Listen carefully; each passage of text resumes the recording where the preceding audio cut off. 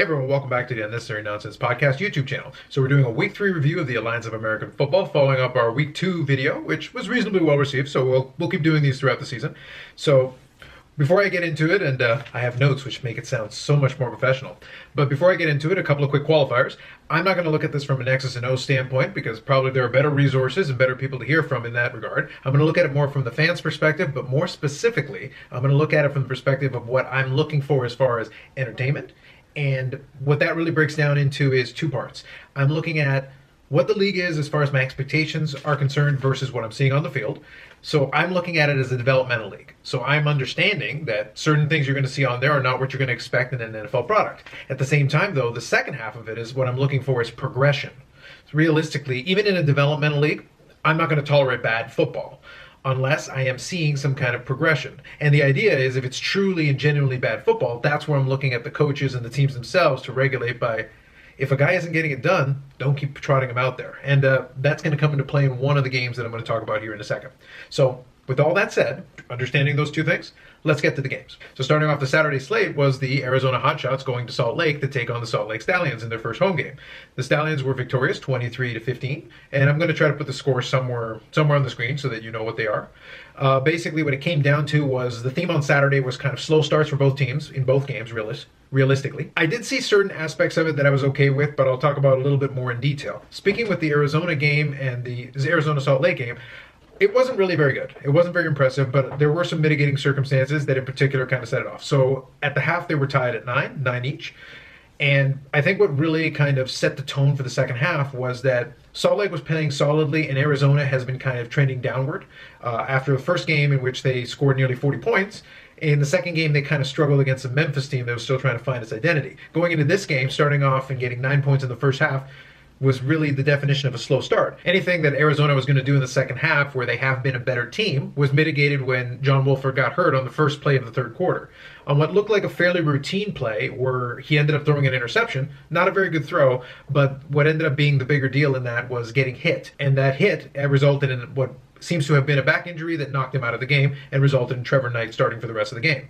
They were able to keep it competitive, and Arizona was able to stay in the game until relatively late. Now, the game otherwise, like I said, fairly nondescript, but it was notable for a few things. The first of which was that the Salt Lake win meant that the home teams continued kind of their early dominance in the early weeks of the league. The second was that in this game, Salt Lake became the first underdog, home or away, to actually win a game. So congratulations to Salt Lake for that. The third one was that this game actually became notable for being the first execution, the first attempt at the onside rules in the AAF.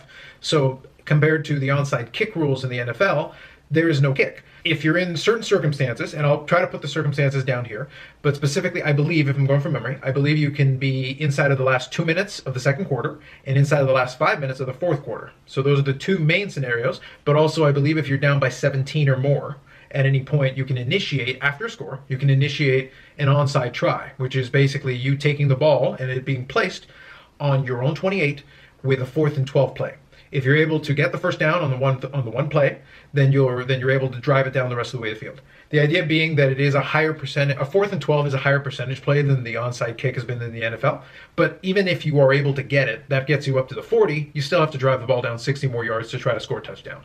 So it's not an easy circumstance, but at least it gives you a chance to hold on to the football and potentially be able to score. So this first attempt was by Arizona with Trevor Knight. They were unsuccessful, and the end result was a one-score game. So they lost, as I said, 23-15. So that was the first game on Saturday. So the second game on Saturday was a Saturday evening game where the Orlando Apollos took on the Memphis Express. So on paper, that looked to be pretty much a one-sided game, given that Memphis was winless and Orlando had put up a lot of offense in its 2-0 record. And I believe the line in that game was either 15.5 or 16. But regardless, it ended up being a lot closer than what people would have anticipated. So Orlando did hold on to win, 21-17. But this is what I was referring to earlier about learning quickly, the coaching staffs and the teams themselves needing to adjust on the fly to slowly see that progression. Memphis has been progressing and steadily improving week by week despite their record, and obviously they're 0-3 now, but they did see some improvement, and this game specifically, hopefully, kind of turns a corner for them to where it could potentially be a win, as soon as week 4 possibly. But specifically what I think made the biggest difference is right off the bat in the first quarter, Orlando ended up being up 9-0, where Orlando had kind of started slowly. And last week, Memphis actually lost a 12-point lead against Arizona. And I really think what it came down to was Christian Hackenberg just not being able to generate any offense for Memphis. With a 12-point lead, that was an opportunity to kind of go away and make it into a potential blowout. Ended up being a loss for Memphis. So Orlando got up to a 9-0 lead right out of the first quarter, and realistically, the offense for Memphis really didn't generate anything, so they were never really in any danger. Things changed in the second half when they finally pulled Christian Hackenberg and put in Zach Mettenberger. Mettenberger was actually able to generate some offense. Even though they didn't come back and win the game, seeing the difference between having 0 touchdowns generated from Christian Hackenberg in the first 2.5 games versus actually having a couple of touchdowns and generating 17 points in a half for Zach Mettenberger, it should lead to Memphis at least considering starting Mettenberger for the next couple of games and actually being able to take that additional leap forward. Zach Stacy also took a bit of a regression backwards, but part of that would be that other teams would start looking at him as a potential threat. But emerging in this particular game was Batty, who was able to actually generate a little bit of offense on the ground. So the end result was it ended up being a kind of a competitive game where I think if the second half had been the whole game, I think it would have been a lot more interesting. But it was a decent game for what it was. It was better than the first game, but it still had some room to go. So that covers Saturday. So that leads us to the Sunday game, starting with the Sunday afternoon game, which is the Birmingham Iron taking on the Atlanta Legends in Atlanta. So for the first game in Atlanta, it ended up being kind of a strange game. It was interesting in certain ways. I would say this was more interesting than any of the Saturday games, but only because there were some subplots that were playing out a little bit. I had kind of sung the praises of Luis Perez the last couple of weeks because I saw certain elements of potential. Talking about the overarching theme of the improvement thing that I was talking about, Luis Perez definitely took a regression back as far as I was concerned. There were some were in the first couple of games I saw that the offense was having trouble clicking, but they were still getting it done. They have a 2-0 record coming into this game. Luis Perez was showing certain poise and demonstrating that he could make certain types of throws. In this game, there were some reckless throws and some really questionable ones that kind of made this more interesting than it probably should have been. Realistically, now looking at the scoreboard, again, I'm hopefully showing it somewhere on here, but looking at the score, you would think, what am I talking about? Birmingham won 28-12. But where the real problem comes in is that scoreboard ended up being kind of a little bit deceiving because it was mostly won on Birmingham's defense, which has been their strength so far through 3 weeks in the AAF. Realistically, though, it resulted in a lot of short yardage situations where they were able to capitalize. So they were very opportunistic, which was good for them. And Atlanta certainly gave them different looks, especially in the first half. In the first half, it actually looked like Atlanta's offense was moving the ball very well. But a very telling statistic in the first quarter was that Atlanta actually had a time of possession where they had, and I'll make sure to quote you the correct time, they had 12 minutes and 42 seconds of possession in the first quarter, which is dominant, but they didn't score a single point. They struggled in the red zone all throughout, especially the first half of the game when they were actually moving the ball. Matt Sims ended up with 328 yards, but almost nothing to show for it. And by the same token, Luis Perez was easily outplayed by Matt Sims, but a lot of his bad throws didn't actually turn into interceptions, whereas a lot of Matt Sims' bad throws did turn into turnovers or interceptions or other issues where they just weren't able to move the ball at the right times or in the right places. So that ended up resulting in kind of a lopsided score. The other kind of statistical anomaly that kind of seemed odd as the game was playing on, but ended up being more striking as you looked at the final result, was that Trent Richardson got 3 rushing touchdowns, which on paper sounds fantastic. But he did it on 17 carries and 47 yards. 46. So it was, if as far as yards per carry, not great. He still hasn't really broken any runs in it. But it's hard to argue when you aren't necessarily breaking runs. All the touchdowns that he scored so far this year, I believe, are 2.5 yards or less inside of 2.5 yards. But when he's getting into those close yardage situations, he's punching it in. So he is leading the league comfortably as a running back with either 5 or 6 touchdowns. I'll put it somewhere. But it's hard to consider that to be sustainable. You're going to have to break some runs somewhere in there, especially someone who has NFL experience like Trent Richardson. You would expect a little bit more, but he is getting it done when he gets into close yardage. And that kind of helped them capitalize on it and really help build up the score. So one particular play that I think exemplifies the way this game played out, and I want to make sure I get this right. So I'm gonna read off my screen here for a second. Bear with me. Perez actually threw an interception, which kind of goes on with what I was saying. It was a struggle, I think, overall, like I said, scoreboard notwithstanding. So he threw an interception where Atlanta had the ball with the opportunity to close the gap in the game. I believe this was in the fourth quarter, but I can double check the exact time. So the result was, the first play out of it, Atlanta got a delay of game penalty. So it lost 5 yards, which is not a great start, but it happens. This was followed by an incomplete pass and another incomplete pass. Then after that, there was a third incomplete pass to Denard Robinson. Now you're on fourth down. So you're in a situation where you're down by enough points that you have to go for it. So rather than throwing the ball away or making some kind of play on it, Matt Sims started a drive which began with an interception from Luis Perez inside of Birmingham territory. So they were already in the red zone with the opportunity to score some points. Atlanta turned that into a 4th and 15, where Matt Sims then held on to the football too long and lost 13 yards on a sack. They went from inside the red zone to put and either A, scoring, or B, pushing Birmingham into really pinning them back in their own zone, to basically having them out at the 30. That's kind of indicative of the way that the Atlanta game plan ended up working out. Even when they were in great position and they were able to make a play, they were never able to really cash into it. In the long run, I don't know if Birmingham is going to be able to keep playing this way. And I'm not going to call it smoke and mirrors at this point in time, but a lot of it has just been opportunistic and good timing. Realistically, Luis Perez is going to have to start executing a little bit more on the offensive side of the football, and Trent Richardson is not going to be able to rely on sub 3-yard carries the rest of the way. Even if he's able to get those touchdowns when they start getting into close yardage situations, it's going to be hard to do if they're not able to generate, if they can't break a couple of tackles and make that work. So that's the Birmingham game, and that takes us to the final game on the Sunday slate, which honestly was probably the most interesting game of the week. So one other note I'll throw in here, because I almost forgot about it before I go to the last game, was that in the Birmingham-Atlanta game, they were actually able to successfully execute the onside attempt with a long pass that actually drove them down into the other side of the field. It was subsequently followed by the third interception of the game from Matt Sims. I almost said Phil, but I meant Matt. Just thought I would throw that in there as a little side note on this game. Now getting to the last game of the week was San Antonio taking on San Diego in San Diego. So San Diego and San Antonio are interesting. To me, they had kind of gone in opposite directions. This is a rematch of week 1, which was kind of a little bit of a slugfest. It ended up being, I think, it was 15-6. This was a very different style of game. It was actually 31-11. So clearly there was much more in the way of scoring compared to the first game.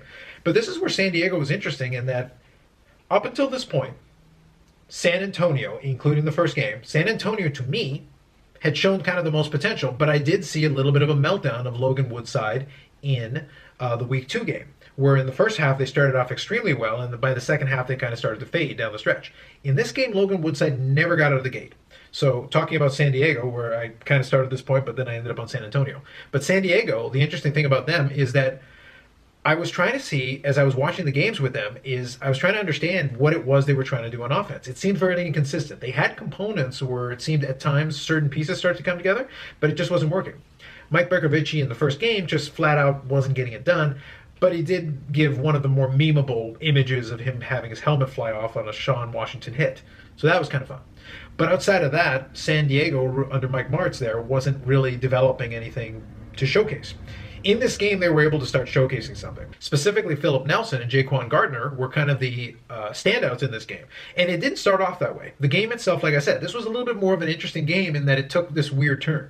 The very first pass that came from Philip Nelson actually was intercepted and resulted in Logan Woodside hitting a 47-yard touchdown right out of the block inside of 20 seconds. And they were able to get the 2-point conversion. So San Antonio was actually up 8-0 inside of the first 20 seconds of the game. But as you can tell from the score, that was basically all they did the entire rest of the game. The rest of it was all San Diego all the time. And a lot of it wasn't these big, huge plays outside of a Traquan 83-yard rush touchdown, which is the biggest one in the short league's history. But it was an impressive run. So he had a couple of breaking runs. He actually was used effectively on at least one passing play that Philip Nelson was able to hit him for. So having a little bit of balance between the passing and the rushing game was hugely helpful. And they were able to have over 200 rush yards, and Traquan Gardner, including that 83-yard rushing play, was able to have 122 yards by himself. So it's going to be interesting to me because through the first 2 weeks, Orlando is clearly the best offense, followed by Arizona. And right now, both of them are showing some inconsistencies. San Diego was inconsistent, but in this game, they were actually able to put the pieces together and showed a very balanced offense, which was actually pretty impressive. This is what I was talking about earlier at the very beginning of the video about progression. San Diego has demonstrated this progression, whereas San Antonio has kind of been regressing. They've shown these glimpses of capability, but it just doesn't come together, and I don't know what the situation is going to be with Logan Woodside. As far as San Diego is concerned, Philip Nelson seems to have kind of figured things out, and a lot of it was these short passes. They were finding ways to get people open and connecting on the passes. One of the criticisms I would say in the first couple of weeks of the AAF is just the amount of receiver drops. And Atlanta was absolutely plagued with this in their game, which probably made things look worse, even though Matt Sims had 328 yards. Philip Nelson didn't even crack the 200-yard mark. But it felt like he was much more in control of his offense and being able to rely on that running game to really help balance things out.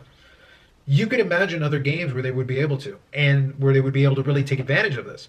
And having a good running game means you can run the clock and control the time of possession. It gives you this opportunity to really be a good control football team on offense and then be able to be opportunistic on defense. As far as San Antonio is concerned, it's kind of back to the drawing board because they've shown glimpses. The home fans have been very loyal and through the first 2 games, definitely having more attendance than anybody else. You want to show them a good product. They're not a terrible team, but things have kind of balanced out between the different teams in that division. So through 3 weeks, we have kind of a standstill in the Western Conference as far as that's concerned, because you have Arizona and San Diego tied at 2-1, and then Salt Lake and San Antonio tied at 1-2. Salt Lake is starting to trend upward, obviously, as they showed again in the Arizona game. Arizona's kind of struggling a little bit. San Diego put on their best performance thus far, and San Antonio is kind of regressing a little bit. But they're all well within a game of each other, so that's still very tight. On the other hand, in the Eastern Conference, you've got things that have kind of separated out a little bit, but it's still through 3 weeks. It's still fairly early. But Orlando is kind of squeaking by and getting things done at 3-0. Birmingham has had 2 dominant performances statistically on the scoreboard, but I still have serious questions about their offense. And then on the other side of it, Atlanta and Memphis are still winless. So they're 0-3 in both cases. Between those 2 teams at 0-3, I like Memphis's chances at winning a game sooner because with Mettenberger in there, they were actually able to show the ability to generate some offense, and their defense seems to be decent. It's one of those things you've got to see a little bit more in order to really decide where you are. Christian Hackenberg really has shown me nothing, and I wouldn't let him touch a football again in a live game until something happens to Mettenberger. By contrast, Atlanta, they're kind of hard to figure out. Matt Sims was able to put together a statistically decent game. 328 yards isn't bad, but it's one of those things where even though they were getting yards and moving the football early, they faded down the stretch and really struggled in terms of maintaining. And it's one of those interceptions, at the very least, was not really his fault. It was a tip ball. But that's one of those things that happens when you're just not making the plays. So those are my thoughts on week 3. If you made it to the end of the video, we really appreciate it. And we'd also appreciate it if you consider liking and subscribing to the channel. We make other videos like this from time to time. I'll probably make another video for week 4, and we'll kind of keep going along as the weeks go to the Alliance of American Football. We've also done a video recently where we talked about the recent $250 million investment of Tom Dundon into the league. We won't always do AAF content, but we have recently, since it's been in the news a little bit. We also do have a podcast on this channel, which is what the channel is named after, the Unnecessary Nonsense Podcast. It is a weekly podcast that we'll do on various sports topics. We kind of jump around depending on. We'll probably end up talking about the Week 3 Alliance of American Football on the next one. We do it once a week on the weekend, and it is available on iTunes, Spotify, wherever you get your podcasts, as well as an uncut copy that will be put on this channel. It is audio only, so you can certainly listen to it here if you want, or check out one of those other platforms. Thanks very much, and we'll see you next time.